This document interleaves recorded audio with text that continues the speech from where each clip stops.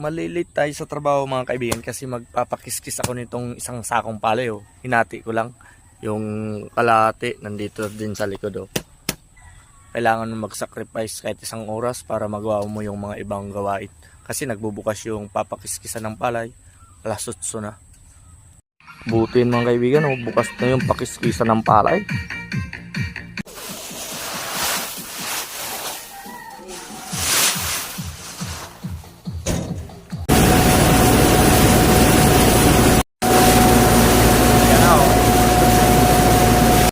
Ang gandang pagbasta ng bigas mga kaibigan.